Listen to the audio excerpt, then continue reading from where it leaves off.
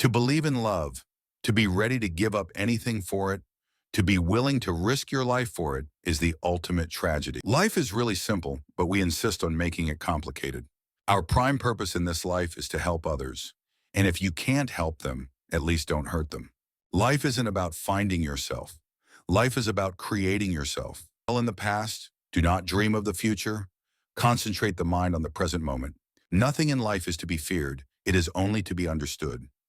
Now is the time to understand more so that we may fear less. The truth is, you don't know what is going to happen tomorrow. Life is a crazy ride and nothing is guaranteed.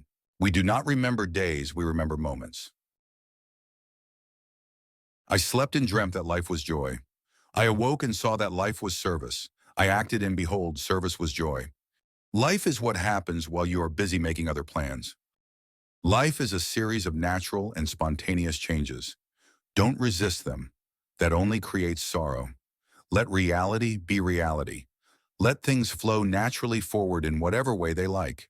The most important thing is to enjoy your life, to be happy. It's all that matters. Good friends, good books, and a sleepy conscience. This is the ideal life. Life is too short for long-term grudges. He who has a why to live can bear almost any how. Everything in life is luck. If you can do what you do best and be happy, you're further along in life than most people. My mother is a walking miracle. I think I will always feel like an outsider. Raising awareness on the most pressing environmental issues of our time is more important than ever. I had a period when I was 16 where I started to get a big head. I was going through puberty and I was nominated for an Academy Award. My head got inflated. My friends were the real ones who said, "You're acting different." But the truth is that I don't need that because I don't get out of hand. School, I never truly got the knack of. I could never focus on things I didn't want to learn. Math is just the worst. To this day, I can't concentrate on it. People always say, you should have tried harder. But actually, I cheated a lot because I could not sit and do homework. I've never been Romeo who meets a girl and falls for her immediately. It's been a much slower process for me each time I've gone into a relationship. If you have the ability to convince somebody of something that you don't necessarily think is the case, it's a valuable asset. Not that I'm like a pathological liar, but we spend most of the day not fully being honest, you know. I don't see why I can't have friends of both sexes without wild rumors being circulated. It's crazy. As a young boy, I was obsessed with endangered species and the extinct species that men killed off. Biology was the subject in school that I was incredibly passionate about. I'm just starting to scratch the surface of what really makes me happy. And it's taken me a while to admit that acting like a little child and being a jerk and a punk is fun. I get a friend to travel with me. I need somebody to bring me back to who I am. It's hard to be alone. Everywhere I go, somebody is staring at me. I don't know if people are staring because they recognize me or because they think I'm a weirdo. My mom, Irmeline, taught me the value of life. Her own life was saved by my grandmother during World War II. I just want to keep doing what I'm doing, and hopefully people will watch my movies. Brothers don't necessarily have to say anything to each other. They can sit in a room and be together and just be completely comfortable with each other. My friends have named me the person they least want to do extreme adventures with, because I always seem to be very close to being part of a disaster. If a cat has 9 lives, I think I've used a few. My dad's probably one of the kindest people in the world. When I was younger, that's not how I was. I was a little spoiled brat. Portraying emotionally ill characters gives me the chance to really act. I've been very lucky to have achieved a lot of the things that I dreamt of achieving as a young man. But at the end of the day, and I truly believe this, it is not about achieving great wealth or success, because they don't bring happiness, ultimately. Being dubbed as a hunk sort of annoys me. It gives me a yucky feeling.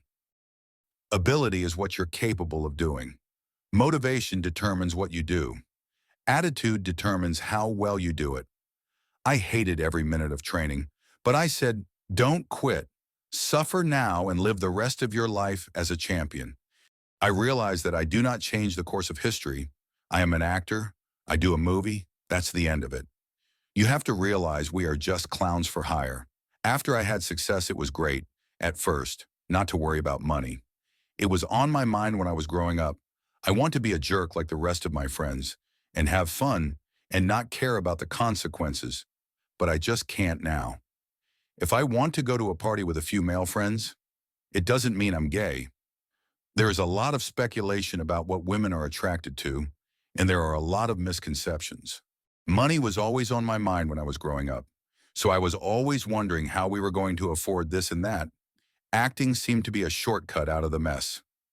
Hollywood is a very volatile place where artists come in and they essentially say they want to belong. It's incredibly vulnerable to be an actor and also get criticism at a young age when you're formulating who you are. We've seen a lot of people fall victim to that, and it's very unfortunate. I have very little fashion sense, and to tell you the truth, I give it very little thought. I dress to be as comfortable as I possibly can. Most of my clothing is either black, gray, or dark blue, and I don't really wear a lot of colors. But I do like jackets. I have a little bit of an obsession with them. My parents know I was outgoing as a child, and whenever people came over, I'd automatically do impressions of them as soon as they left. It was my mom's favorite thing. Yes, I grew up in Hollywood, but not in any rich neighborhood. I've been a pretty lucky man. I prefer ordinary girls. You know, college students, waitresses, that sort of thing. Most of the girls I go out with are just good friends. Just because I go out to the cinema with a girl, it doesn't mean we are dating. Don't think for a moment that I'm really like any of the characters I've played. I'm not. That's why it's called acting. I've always been spontaneous and outgoing.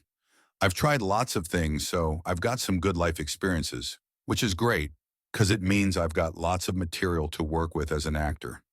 I've been planted here to be a vessel for acting. That's why I'm really taking any part, regardless of how complicated it's going to be. When you are given an opportunity to make a film like Body of Lies, and I would put Blood Diamond in the same category, of course you jump at these opportunities. I took some time off after Titanic because I needed to let the dust settle and recharge my battery. I felt, okay, you've been given a tremendous opportunity. What are you going to do with it? Now your name can finance movies that you do want to do. I've always been a slow starter. My first date was with a girl called Ceci. We had a beautiful relationship over the phone all summer, and then when we met, I couldn't look her in the eye. Women have been the most persecuted people throughout all of recorded history, more than any race or religion. I didn't know what types of movies I wanted to do. I want to do things that are different. I want to take my time with each role.